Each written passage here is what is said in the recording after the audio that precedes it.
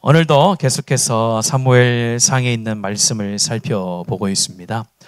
저번 시간 9장 1절부터 14절까지의 말씀을 봤고, 또 오늘 이제 15절부터 27절까지의 말씀을 봤는데, 원래 내용은 10장으로 쭉 이렇게 이어지는 내용입니다. 그래서 다 살펴보면 좋겠지만은 제가 잘라서 살펴봅니다. 설교자들이 설교를 할 때에 좀 수고스러운 부분이 있고, 좀 이렇게 맞닥뜨리지 않았으면 좋은 이런 본문들이 좀 있어요.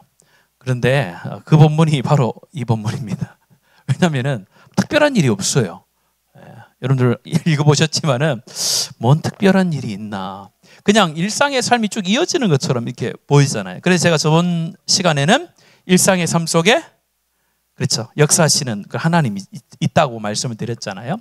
오늘 말씀을 쭉 보면서 제가 오늘 이 말씀 가운데도 하나님께서 하나의 어떤 사건과 만남을 통해서 뭔가 또 하나님의 백성들 가운데, 또 그 당시에 사울과 사무엘과 또 그 이스라엘 백성들 가운데 하나님께서 하시고 싶은 또 말씀이 있다라는 생각을 가지고 계속해서 살펴보았는데요. 읽으면서 그 생각이 떠올랐습니다. 요즘 인터넷이라든지 또 TV에서 굉장히 좀 이슈가 되고 있는 부분이 무엇이냐면은 인사청문회가 있잖아요. 인사청문회가 생겼지 않습니까? 이전에는 그냥 대통령 임명했었는데, 이제는 국회에서 인사청문회를 통해서 검증을 하는 그런 과정들이 있습니다. 그래서 그걸 통해서 이 사람이 진짜로 장관직에 또 어느 위치에 맞는 사람인지를 계속해서 우리가 검증을 하는 그런 부분이 나오잖아요. 오늘 내용이 그 내용입니다. 사무엘이 하나님께서 분명히 왕을 세우겠다라고 약속하셨는데, 그 약속하신 왕이 누굴까에 대해서 사무엘은 늘 기대하고 있었어요. 누군지 정확하게는 몰라요. 오늘 만나기 전까지는 사무엘과 사울을 한 번도 만난 적이 없는 사람입니다. 그런데 하나님께서 사울을 통하여서 사무엘을 만나게 하시는데, 이미 사울이 사무엘을 만날 때는 사무엘에게는 그 사람을 만났을 때 이 사람이 진짜 하나님이 준비한 사람인가, 정말 하나님께서 어떤 사람을 초대왕으로 세울 것인가에 대한 그런 깊은 기대와 또 마음을 가지고 검증하는 그런 일들을 하고 싶었던 것 같아요. 그래서 그 일들에 대해서 하나님께서 사무엘에게 마음을 주셨고, 그 일들을 지금 본문에 보면 조금씩 해나가는 장면이 나와 있다라고 보시면 되겠습니다. 우리가 그래서 이런 말이 있죠. 인사가 만사다라는 말을 합니다. 뭐냐면은 사람의 일이 곧 모든 일이다라는 표현이거든요. 그래서 알맞은 인재를 알맞은 곳에 세워서 그 사람에게 일을 맡기는 것이 모든 일의 핵심이 된다는 거예요. 오늘 시대에 많은 기술이 발달이 되고 기계가 많이 발달돼 있지만은 실제로 그 맞는 적재적소에 사람이 투입이 되지 않으면은 그 기계의 100%의 능력을 발휘하지 못하게 하는 그런 일들도 일어나고, 도리어 사람이 그 기계를 잘못 다루면 어떻게 해요? 그 기계가 더 악용되어지고 더 효율을 떨어뜨릴 수도 있거든요. 그래서 어쨌든 기계가 많이 발전이 되고 기술이 많이 향상이 됐어도 사람이 그곳에 있어야 일이 되거든요. 심지어 어떤 물건을 만드는 것도 그런데, 어떤 교회라든지 또 어떤 공동체, 사람이 모인 공동체를 이끌어감에 있어서 가장 중요한 것은 어떤 사람을 어느 위치에 세우냐가 굉장히 중요한 거예요. 그래서 교회에서도 우리가 어떤 사람을 세워서 그 사람이 교회 가운데 어떤 일을 하게끔 맡기잖아요. 굉장히 중요한 겁니다. 그래서 이제 연말이 되어지면은 우리가 이제 사역 지원서도 받고, 또 우리가 검증을 거쳐서 그런 분들을 또 사역의 자리로 이렇게 인도해요. 그래서 사역의 현장 속에서 일을 할 수 있도록, 사역을 할 수 있도록 우리가 배려도 하고 또 권고도 하고 이렇게 합니다. 그럴 때 가장 중요한 것은 그 사람이 그 자리에서 꼭 맞는 사람이어야 될 때가 참 많아요. 그런데 그 자리에 없어야 될 사람이 그 자리에 있으면 어떻게 돼요? 그 사람이 잘못된 게 아니라 그 사람이 잘하는 것을 해야 되는데 잘못하는 것에 있으니까 어떻게 되겠어요? 거기에서 일하는 것이 어떻게 보면요, 효율이 나타나지 않고, 어떻게 보면 거기에서 훨씬 더 안 좋은 이런 일들이 벌어질 수 있는 그런 위험성이 있다는 겁니다. 그래서 교회는 특별히 사람을 세울 때에 어떤 검증을 거치고 사람을 세울 때에 거기에 맞는 사람인지를 계속해서 본인과 또 교회 안에서 이 서로 대화라든지 또 기도를 통해서 검증하는 시간이 굉장히 필요합니다. 오늘 말씀에 보면은 하나님께서 하나님의 공동체를 세워나갈 때 어떤 기준을 가지고 어떤 검증을 통해서 사람을 세우는가가 나오고 있는데, 그것은 여러 개가 아닌 것 같아요. 여러 개가 아니라 하나님께서 이 사람을 세울 때에 이 겸손한 자를 세운다는 것이 오늘 말씀에 명확하게 나와요. 1절부터 14절까지 말씀해 보면은 사울에게 있어서 모든 게 다 우연이에요. 지금 맞죠? 모든 것이 다 우연이에요. 어떤 우연이 있었습니까? 자기들 집에 있는 뭐가 도망갔어요? 암나기들이 도망을 갔어요. 평소 같으면은 빨리 찾았을 텐데 찾지 못했어요. 사흘 동안 못 찾았다라고 했어요. 사흘 동안 못 찾았는데 못 찾은 그때에 사환의 말이 들려옵니다. 여기 근처에 가면은 선견자라는 사람이 있는데 그 사람한테 한번 가볼래요? 라는 것도 우연인 거예요. 또 거기에 갔을 때 뭘 드릴까라고 했을 때에 준비해 간 게 아니라고 했죠. 준비한 게 아니라 자기 가방을, 자기가 가져온 짐을 막 찾아보니까 거기에 그 선견자한테 드릴 만큼의 어떤 재물이 있었던 거예요. 그것도 어떻게 보면은 발견하고 찾은 것도 우연이라는 거예요. 또 가다가 누굴 만납니까? 물길로 나오는 소녀들을 만났잖아요. 만나서 사무엘이 어디 있습니까? 라고 물어봐요. 그 당시에는 핸드폰이 없었다고 했죠. 위치 추적을 못해요. 그래서 사무엘이 어디 있는지 알 수가 없는 상황이었어요. 그런데 그 여인들이 이야기하기를 지금 산당으로 곧 올라갔는데 당신이 빨리 가면은 만날 수 있을 것입니다. 그렇게 얘기해요. 그래서 올라가요. 올라가서 실제로 이제 사무엘이 누굴 만납니까? 사울을 만나는 장면이 나오고 있습니다. 자, 여기까지의 모든 말씀이 다 우연인 것처럼 보이지만은 하나님께서는 우연이라고 여겨지는 그 사울의 마음 속에는 하나님께서 필연이요, 하나님의 뜻이다라는 것을 이제 점점점 각인시키는 장면이 오늘 본문에 등장하고 있어요. 이미 사무엘은 알고 있었죠. 딱 보는 순간에 이 사람이 하나님께서 세우실 사울이라는 것, 하나님께서 초대왕으로 세울 왕이라는 걸 금방 알았어요. 오늘 말씀 15절에 한번 읽겠습니다. 15절 시작. 사울이 오기 전날에 여호와께서 사무엘에게 알게 하여 이르시되. 누가 알게 하셨어요? 그렇죠. 여호와 하나님께서 바로 그 전날에 사무엘에게 알게 하셨다는 거예요. 뭘 알게 하셨다? 이거 사울이 이제 너를 만나러 올 것이다 라는 걸 알고 있었다는 거예요. 이전까지는요, 그냥 사무엘도 일상의 삶을 살았던 거예요. 그런데 하나님께서 이 사무엘이 늘 생각하고 있었어요. 누가 왕이 될 것인가. 그런데 그 전날에, 사울을 만나기 전날에 하나님께서 나타나셔서 가르쳐 준 거예요. 내일 이맘때에 어떤 한 사람이 오는데 너를 만나는 그 사람이 내가 초대왕으로 세울 첫 번째 왕 사울이다라는 것을 가르쳐 준 거예요. 자, 그가 만났을 때에 이렇게 얘기합니다. 16절 말씀입니다. 16절입니다. 시작. 내일 이맘때에 내가 베냐민 땅에서 한 사람을 내게로 보내리니 너는 그에게 기름을 부어 내 백성 이스라엘의 지도자로 삼으라. 그가 내 백성을 블레셋 사람들의 손에서 구원하리라. 내 백성의 부르짐이 내게 상달되었으므로 내가 그들을 돌봐 하셨더니. 맞죠? 전날에 일어나서 하나님께서 말씀하신 것이 딱 기록되어 있어요. 누구를 만날 것이다 라고 명확하게 이야기를 하고 있어요. 처럼 하나님께서 어떤 사람을 세우실 때에는요, 하나님의 선한 계획을 가지고 이렇게 세워가시는 걸 볼 수 있어요. 오늘 이 본문뿐만 아니라 앞으로 이제 모든 사람들이 등장하는 부분을 보면서 오늘 이 말씀과 같이 보시면 됩니다. 하나님께서 이스라엘 땅에 왕을 세우든지 선지자를 세우든지 또한 신약에 와서 하나님의 사람들을 선택하고 제자를 선택해서 또 행하시는 예수님의 모습이라든지 또 예수님이 승천하신 이후에 성령께서 오늘 이 시대를 살아가는 우리를 불러서 우리를 사용하시는 모든 것들 또한 하나님의 선한 계획 속에서 하나하나 사람을 세우고 있다는 것이 우리가 믿음으로 받아들여야 되는 그런 확신입니다. 그래야 우리가 하나님께서 나를 불러주셨고 나를 이 자리에 세워주셨다라는 그런 믿음이 있어야 하나님 앞에 우리의 삶이 후회됨이 없는 거예요. 만약 우연히 내가 여기 앉아 있고 우연히 내가 이 일을 하게 됐다라고 생각하면요, 그 뒤로부터 계속해서 하나님을 신뢰하는 것이 다 살아가기 시작하는 거예요. 오늘 이 성경에서 단순하게 이 짧은 말씀이지만은 이 말씀은 오늘 이 시대 가운데도 우리 가운데 실제적으로 다른 사람을 통해서 말씀을 하지 않지만은 오늘 25절과 16절의 말씀을 통해서 나에게도 나를 이곳에 세운 것도 하나님이다라는 것을 가르쳐주는 메시지가 되는 겁니다. 자, 그러면서 이 사무엘이 사울을 검증을 해요. 자, 검증을 하는데 어떻게 검증을 하는지 한번 보실까요? 16절, 17절의 말씀 우리가 읽었습니다만 17절의 말씀에 보면은 네가 이제 백성들을 다스릴 것이다 라고 그렇게 말을 하는 겁니다. 20절 말씀 같이 한번 읽겠습니다. 20절 말씀 시작. 사흘 전에 일었던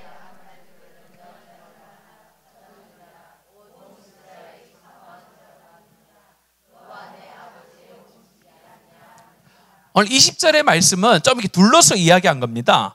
그 앞부분은 제가 말씀을 드렸듯이 이제 사무엘과 사울이 만나서 딱 알아본 걸 얘기하는 거예요. 선견자가 어디 있죠? 내가 선견자야? 이렇게 얘기하고 만나자마자 하나님께서 말씀하신 것을 그대로 말씀하는 거예요. 좀 돌려서 얘기하는 거예요. 보면 뭐라고 말합니까? 20절의 말씀에 보면 온 이스라엘이 사모하는 자가 누구냐? 지금 사모하는 자가 누구예요? 누굴 사모하고 있습니까? 이스라엘 백성들은? 왕을 사모하고 있잖아요. 왕을 사모하는 자. 지금 사울도 알고 있다라는 그걸요. 이스라엘 백성들이 왕을 구하고 있다는 걸 알고 있는 거예요. 그래서 온 이스라엘이 사모하는 자가 누구냐? 너와 내 아버지의 온 집이 아니냐? 너와 너의 아버지 집이 아니냐? 그 말은 뭐예요? 너의 아버지 집에서 너를 택하여서 하나님께서 왕으로 삼겠다라고 하셨다라고 그렇게 20절에 말씀을 하는 거예요. 자, 이 말을 들었을 때에 뭐라고 이야기합니까? 21절 말씀 같이 한번 읽겠습니다. 시작. 사울이 대답하여 이르되 나는 이스라엘 지파의 가증 지파 베냐민 사람이 아니니까 또 나의 가족은 베냐 지파 모든 가족 중에 가장 미약하지 아니하니까 당신이 어찌하여 내게 이같이 말씀하시니까 아니. 한번 보세요. 사울은요, 오늘 이 21절의 말씀에 보면은 전혀 왕이 되고 싶은 생각이 추호도 없는 사람, 전혀 없는 사람이에요. 그러면서 이야기하기를 두 가지를 이야기합니다. 가장 작은 지파 베냐민 사람이다. 내가 속해 있는 지파, 이 베냐민 지파도 왕이 나올 그런 지파의 능력을 갖고 있지 않습니다 라고 이야기하고 있고, 두 번째 보면요, 나의 가족은 베냐민 지파 모든 가족 중에서 또 가장 미약하다라고 그렇게 이야기를 해요. 또 나중에 보면요, 자기가 정말 하나님 앞에서 보잘것없다라고 이렇게 얘기를 하는데, 근데 앞에서 여러분들 이야기할 때가 좀 다르죠. 앞에서 말씀해 보면은 우리가 한번 성경 있는 분들은 읽어봤으면 좋겠네요. 9장에 한번 보세요, 여러분들.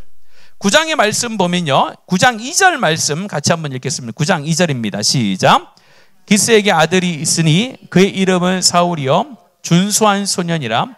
이스라엘 자손 중에 그보다 더 준수한 자가 없고 키는 모든 백성보다 어깨 이만큼 더 컸더라.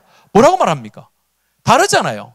객관적으로 봤을 때 사울이라는 인물은요, 그 당시에 이 사람을 왕으로 세웠다라고 했을 때 이방 사람들이 볼 때나 또 이스라엘 백성들이 이방의 왕들을 볼 때에 이 사울에 대해서 전혀 불신하지 않을 만큼의 개인적인 능력과 개인적인 어떤 몸을 가지고 있는 사람이었다라는 것을 우리는 알고 있어요. 그렇기 때문에 오늘 모든 사람들이 사울이 나는 부족한 사람입니다, 난 능력이 없는 사람이다라고 이야기할 필요가 없는 거예요. 왜냐하면 이후에 10장 이후의 말씀에 보면요, 이스라엘 백성들이 전혀 사울이 왕이 되는 것에 대해서 개인적인 능력을 의심하지도 않고 또한 그가 가지고 있는 자질을 의심하지 않습니다. 그것은 사울이 그만큼 처음 왕으로 데뷔할 때는 모든 사람들이 인정할 만한 그런 사람이었다는 거예요. 그러면서도 오늘 말씀에 보면요, 뭐가 전제되는 거예요? 겸손함이 전제되어 있다는 것을 볼 수가 있어요. 오늘 또 뒤에 말씀도 마찬가지예요. 뒤에 말씀에 보면요, 어떤 말씀이 나오냐면은 이제 사무엘이 우리 22절 같이 읽겠습니다. 22절입니다. 시작. 사무엘이 사울과 그 사원 인도하여 객실로 들어가서 청한 자 중 상적에 앉게 하였는데 객은 30명 가량이었더라. 두 번째 사건은 어떻게 일어나냐면요, 그렇게 말을 한 다음에 사울을 데리고 이 음식이 차려져 있는 곳으로 가요. 만찬 회가 열리는 곳에 데려간다는 거예요. 거기에 이미 30명 가량이 있었어요. 지나가는 사람을 모아놓은 30명이 아닙니다. 그 말은 뭐냐면요, 이스라엘에 어느 정도 지휘권이 있는 사람들 30명 쭉 모아놨어요. 그래서 제일 상석에 지금 누가 앉아야 돼요? 사무엘이 앉아서 먹어야 음식을 먹는데 지금 다 기다리고 있는 상황이에요. 다 기다리고 있는 상황에서 갔는데 생전 처음 보는 어떤 청년이 아닙니다. 여러분들 참고로 아셔야 되는데, 오늘 여기에서 기스의 아들 사울은 나이가 40입니다. 알겠죠? 여기 뭐 15세, 16세라고 생각하시면 안 돼요. 40이에요. 지금 40이에요. 그러니까 여러분들 처음 보는 그 40살 된 사람이 오는 거예요. 그런데 사무엘이 자기가 앉을 자리에다가 이 사울을 앉혀버리는 거예요. 그것은 이미 30명에게 선포하는 겁니다. 이제 나를 대신해서 이 나라의 통치자가 누가 된다는 거예요? 이 사람이 될 거라는 걸 가르쳐 주는 거예요. 그 가르쳐 줬을 때에 이제 사울은요, 이제 왕으로서 이제 어떻게 보면은 자기의 위치를 찾아야 되는데, 그럼에도 불구하고 항상 이 사울은요, 자기가 낮추는 겸손한 모습을 보이고 있어요. 이걸 보면서 우리가 꼭 기억해야 될 것은, 하나님께서 하나님의 사람들을 세우셔서 사용하실 때에 여러 가지 뭐 기준이 되어지고 검증이 되어질 자질들이 다 있습니다만은, 그 중에 가장 중요한 게 뭐냐면은 바로 하나님 앞에서 겸손한 거예요. 겸손한 거. 여기서 겸손하다라는 것은 나는 못합니다라는 그런 의미가 아니에요. 그게 아니라 하나님 앞에서 자신을 정확하게 보는 거예요. 하나님 앞에서 자신을 정확하게 보는 게 겸손이거든요. 그래서 우리가 사사기 6장 15절에도 보면 기드온의 이야기가 나와요. 같이 한번 읽겠습니다. 사사기 6장 15절 시작. 기드온이 그에게 대답하되, 오 주여, 내가 무엇을 이스라엘을 구원하리이까? 보소서, 나의 집은 므낫세 중에 지극히 약하고 나는 내 아버지 집에서. 좀 비슷하죠? 사울이 이야기한 거하고 똑같죠? 왜냐하면 기드온을 하나님께서 쓰실 때도 기드온이 능력 있고 용감해서 쓴 게 아니에요. 하나님께서 기드온을 딱 봤을 때에 이 사람이 겸손한 모습들, 정말로 자기 자신을 하나님 앞에서 정확하게 판단하는 것이 있었기 때문에 그 사람을 사용한 거거든요. 자, 그런데 문제는 어디서 나타납니까? 하나님께서 이 겸손한 자를 쓴다라는 것이 어디서 검증이 되냐면은 사울의 삶을 통하여 완전히 검증이 되잖아요. 사울이 하나님으로부터 버림받은 여러 가지 이유가 있겠지만 그 중에 가장 큰 게 뭡니까? 교만이잖아요. 교만으로 인해서 사울이 무너진 거예요. 다른 게 없습니다. 여러분 잘 보시면요, 사울이 그 때마다 넘어지는 걸 잘 보면은 교만이에요. 하나님 없이 자기가 나라를 다스리려고 할 때마다, 또 자기가 이룬 것에 대해서 자기를 드러내려고 할 때마다 넘어졌어요. 그때마다 하나님께서 뭐라고 하셨거든요. 그런데도 자기의 교만함을 버리지 않고 끝까지 교만해서 나중에는 뭐예요? 하나님부터 버림을 받게 되는 거예요. 처음 시작은 어땠습니까? 겸손함으로 하나님의 선택을 받았다라는 거예요. 하나님께서 사울을 세우신 것에 대해서 후회하는 장면이 그거예요. 겸손함으로 계속 유지를 해야 되는데 사울이요, 점점점 자기의 능력이 많아지고 자기의 능력이 과시되다 보니까 하나님이 한 것이 아니라 자기가 한 것으로 착각하면서 자기가 하나님으로부터 버림을 받게 되어지는 그런 일들이 벌어진 것입니다. 오늘 우리가 하나님 앞에서 꼭 기억해야 될 것은 내 능력으로 뭔가를 이루었다라고 하는 그때가 가장 위험한 거예요. 그런데 우리가 그런 어떤 위험성에 우리가 늘 노출되어 있어요. 그래서 항상 내 이름은 사라지고 하나님의 영광이 드러나야 된다는 것이 우리의 뼛속 깊이 새겨져 있어야 됩니다. 그렇지 않으면요, 순간 넘어지더라고요.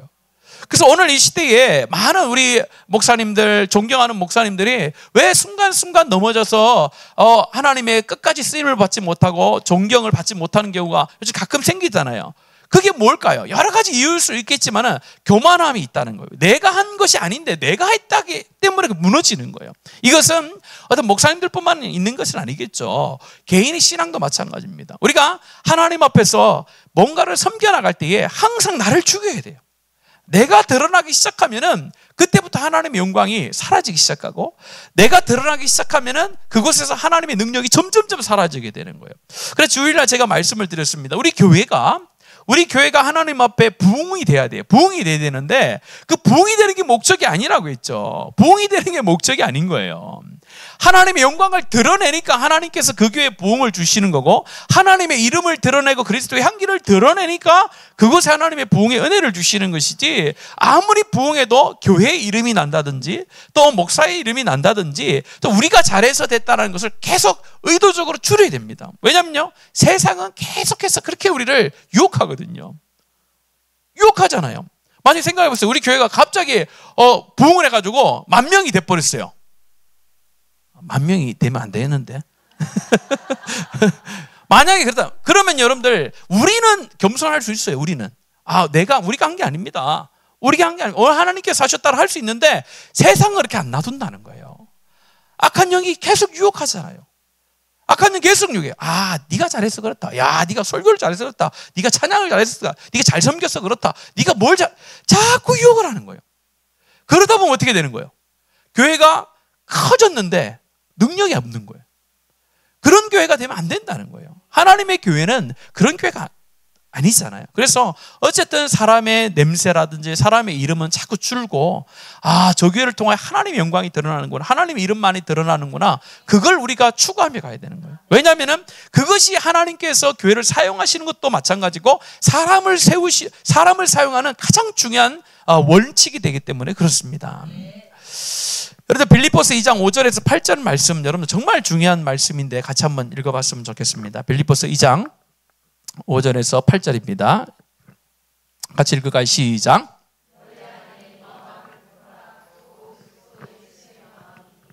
그는 근본 하나님의 본짓이나 하나님과 동등됨을 취할 것으로 여기지 아니하시고 오히려 자기를 비워 종의 형체를 가지사 사람들과 같이 되셨고 사람의 모양으로 나타나사 자기를 낮추시고 죽기까지 복종하셨으니 곧 십자가에 죽으심이라. 우리 잘 아는 말씀이잖아요. 왜 하나님께서 겸손한 자를 사용하시냐면요, 예수님께서도 이 땅에 오셔서 겸손함의 왕으로 오셨거든요. 이 겸손의 왕이라는 게 조금 어폐가 있지 않습니까? 그런데 오늘 빌립보서에서 말씀인 것처럼 하나님과 동등된 하나님이 뭔가 동급이 있잖아요. 그럼에도 불구하고 하나님과 동등됨을 여기지 아니하시고 이 땅에 종의 형, 인간의 몸으로 오셔서 십자가에 죽기까지 우리를 위하여서 이 땅에 오셔서 사역하신 분이에요. 그것이 어떻게 예수 그리스도가 이 땅에 오셔서 사역한 것의 핵심이라고 볼 수 있습니다. 그러면은 하나님께서 사람을 세우셔서 사용하실 때 어떤 자를 사용하시냐면요, 예수께서 가셨던 그 길을 가는 사람을 하나님께서 세우시고 하나님께서 사용하세요. 그 말은 뭐요? 우리도 충분히 내 권리와 내 자존심을 내세울 수 있지만은 그게 아니라 그리스도 때문에 내가 낮아질 수 있고 내가 죽어질 수 있는, 거기까지 낮아질 수 있고 겸손해질 수 있는 사람이 하나님 앞에 쓰임을 받고, 그 사람이 나중에 오늘 읽진 않았지만은 뒤에 보면요, 부활의 영광으로 하나님 앞에 가는 거예요. 그래서 오늘 이 본문의 핵심은 무엇이냐면요, 하나님께서 사울을 세우실 때에 어떤 기준을 가지고 세웠느냐, 철저히 겸손함이라는 거예요. 그 겸손함을 가지고 우리가 하나님 앞에 쓰임 받기를 원합니다. 이전에 제가 청년부 대학부 총회할 때 참 은혜스러운 총회를 했던 적이 있어요. 왜냐면은 여러분들 잘 아시다시피 이제 앞으로 여러분들 총회 하실 거잖아요. 그러면요, 요즘에 총회만 하면요, 제일 많이 들려오는 이야기가 있습니다. 뭡니까? 못한대요. 나 못한다. 다 못한다요. 다 못한대. 그래도 청년들도 걱정이 되더라고요. 청년들도 너무 바쁘잖아요. 또 자기 일도 많고 너무 바빠서 못하겠다 하면 어떻게 할까라고 해가지고 제가 그 총회하기 전에 설교를 했어요. 설교를 해서 어떻게 설교를 했냐면요, 간단하게 3가지를 얘기 드렸어요. 첫 번째는 뭐냐면요, 하나님께서는 능력 없고 자격 없는 우리를 사용하셔서 동력자로 부르셨습니다. 이렇게 했어요. 그러니까 능력 없고 자격은 없지만 하나님께서 우리를 일방적으로 부르셔서 동력자로 세워진 존재가 됐습니다. 두 번째는 동력자로 부르셔서 사명을 감당할 수 있는 능력도 하나님이 주십니다. 부르신 것도 하나님이고 능력도 하나님이 주십니다. 세 번째는 하나님과 동력하던 자들에게는 하나님께서 거기에 합당한 하늘의 상을 주십니다. 이 땅에서도 하나님의 상이 있습니다. 이렇게 했어요. 그랬더니 아이들이 전부 다 오더만은 회장 후보들이 쫙 있잖아요. 그래서 자, 그럼 회장 누가 하실래요? 3명이 딱 나왔어요. 그랬더니 자기들 손 들면서 제가 하겠습니다. 3명 놓고 투표를 한 적이 있어요. 네. 못하겠어서 3명을 놓고 투표한 게 아니고 다 하겠다라 해가지고 그래서 했습니다. 2번째 맞은 데는 부회장하고 3번째는 충무하고 회계 또 그래서 그때에 총회할 때에 정말 은혜가 있더라고요. 하나님의 일을 내가 내년에 하는데 내가 못한다라고 이야기한 것이 아니라 하나님께서 나를 동력자로 불러주셨고 하나님 나라에 함께 할 수 있는 자를 불러주셔서 하나님께서 능력도 주시고 또 그 사역을 할 때 하나님께서 보상으로 하늘의 상급도 허락하시는데 우리가 이 날이 축제의 날이지 왜 우리가 못하는 날이 되나. 그래서 정말로 은혜스럽게 그 총회를 했던 기억이 생생합니다. 하나님께서 우리를 부르실 때는요 선한 목적을 가지고 부르시고 하나님께서 부르실 만하기 때문에 저와 여러분을 부르신 줄로 믿습니다. 우리가 끝까지 가지고 있어야 될 것은 무엇이냐면요 겸손함인 줄로 믿습니다. 겸손함이에요. 겸손함이 끝까지 있어야 됩니다.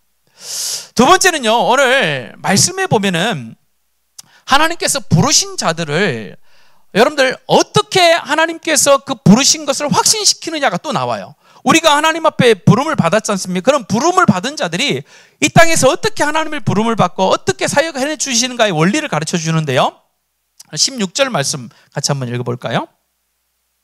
16절에 보면요 읽었지만 같이 읽습니다. 시작. 내일 이맘때에 내가 베냐민 땅에서 한 사람을 내게 보내리니. 여기까지 읽습니다. 여기까지 읽고요 또 한 번 말씀하면 25절 말씀 읽습니다. 25절 시작.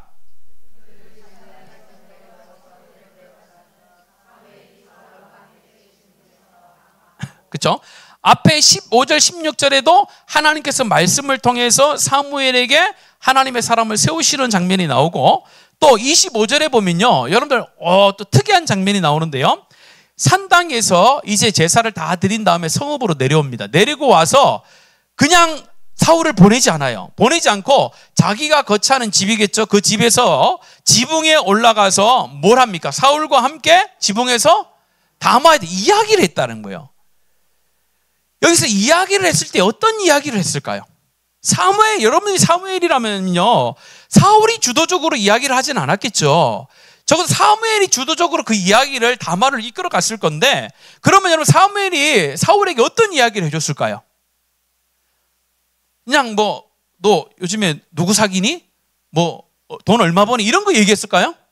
아니죠. 우리가 상식적으로 오늘 성경을 봤을 때 사무엘의 온 마음과 온 생각은 어디에 있습니까? 하나님께서 첫 번째 왕 이 사울을 어떻게 세우실까에 대한 모든 관심이 다 초점이 거기 맞춰져 있어요.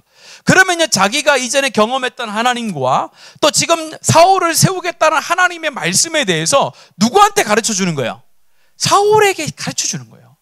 네가 왜 나를 만났는지 지금 내가 왜 여기에서 담화를 하고 있는지 하나님께서 지금 너에게 뭘 원하시는지를 계속해서 말하고 있는 거예요. 자 그러면서 또 나옵니다. 오늘 27절 말씀 같이 읽을게요. 마지막입니다. 시작. 끝에 이름에 사무엘이 사울에게 이르되 사원에게 우리를 알패서 하라니 사원이 앞서서 가므로 또 이르되 너는 이제 잠깐 서 있으라 내가 그렇죠. 오늘 27절의 말씀에도 보면요 조금 생략된 부분이 있다는 것을 알 수 있어요. 오늘 분명히 밤 늦게까지는 아니더라도 어느 정도까지는 담화를 했습니다. 근데 아침에 일찍 일어났어요. 일찍 일어나서 이제 헤어질 시간이 된 거예요. 헤어져서 이제 사울은 자기 집으로 이제 집으로 가는 장면이고 사울도 이제 자기 집에 머무는 장면인데 성읍 끝까지 가가지고 사환을 먼저 보냅니다. 사환을 먼저 보내고 사무엘과 사울이 둘이 남습니다. 둘이 남아서 뭘 말씀하냐면요. 내가 하나님의 말씀을 내게 들려주리라 이렇게 얘기하는 거예요. 그러면서 10장 1절에 보면 이해라고 하면서 기름을 부은 다음에 앞으로 이 사울이 집에 가는 동안에 어떠한 일들이 일어날 것인가에 대해서 쭉 이야기를 해요. 그런데 10장의 말씀에 보면은 그대로 사울이 가면서 경험을 해요. 자 그러면은요 오늘 저녁에 눈을 감고 아침에 일어나서 사울과 같이 성읍을 떠나기 전까지 하나님의 말씀이 다시 있었다는 겁니까? 없었다는 겁니까? 있었다는 거예요. 그날 저녁이 됐든지 그날 아침이 됐든지 사무엘에게 다시 하나님의 말씀이 임한 거예요. 임해서 저녁에 다 하지 못한 하나님의 말씀이 있는데 그게 뭐냐면요, 사울이 앞으로 하나님께서 너를 불렀다는 확증을 주셔야 되는데 그 확증이 그냥 사무엘 말 들어서 모르잖아요. 그러니까 사울이 집에 가는 동안에 네가 어떻게 일이 일어나고 네가 어떤 것을 경험할 것이다라는 것을 사무엘을 통해서 다시 하나님께서 말씀해 주세요. 그걸 갖다가 마지막 헤어질 때에 사울에게 다시 말하는 거예요. 자, 그러면요, 이후에 하나님께서 사울을 이끌어 가실 때에 사울이 어떻게 느끼겠어요? 아, 하나님께서 진짜 나를 왕으로 세우시는 확신을 갖게 되는 장면이 나오게 되는 거예요. 이걸 통해서 우리가 알 수 있는 것은 하나님께서는요, 우리의 삶을 이끌어갈 때에 마구잡이로 이끌어가지 않습니다. 우연으로 이끌어가지 않고 철저하게 하나님의 말씀을 가지고 한 걸음 한 걸음 이끌어간다는 사실을 보여주는 거예요. 또 여기에서 사울이 잘못하는 게 있잖아요. 앞에서는요, 하나님께서 세우실 때 어떤 기준을 가지고 세우셨다고요? 겸손함으로 세웠는데 사울이 겸손하지 못해서 하나님의 버림을 받아요. 그런데 오늘 말씀해 보세요. 철저하게 우연히 하는 하나님의 말씀을 통해서 계속해서 가르쳐주고 있는 거야. 사울아, 너 하나님 말씀대로 살아야 된다, 말씀의 길을 따라 가야 된다라고 계속해서 가르쳐주는데 사울은요, 왕이 되자마자 하나님의 말씀을 어떻게 합니까? 싹 잊어버려요. 싹 잊어버리고 하나님의 말씀 들어서 행동하지 않고 다 누구의 뜻대로 해요? 자기 생각대로 하는 거예요. 그래서 사울이 또 버림을 받게 되는 거예요. 우리도 마찬가지입니다. 오늘 말씀해 보면은 하나님께서는요, 멀리 있는 것처럼 보이지만 절대 그렇지 않습니다. 우리가 뭔가 결정할 때에 하나님의 뜻에 맡긴다는 것이 너무 무모한 것처럼 보일 때가 있어요. 그런데요, 우리가 잠잠히 하나님의 음성 가운데 귀를 기울이시면요, 하나님의 뜻과 하나님의 방법과 하나님의 시기가 나에게 딱 다가올 때가 있어요. 그때까지 우리는요, 잠잠히 하나님의 뜻을 기다려야 돼요. 사울이 그걸 기다리지 못하고 자기 마음대로 하다가 하나님의 뜻이 아닌 다른 곳으로 자꾸 가잖아요.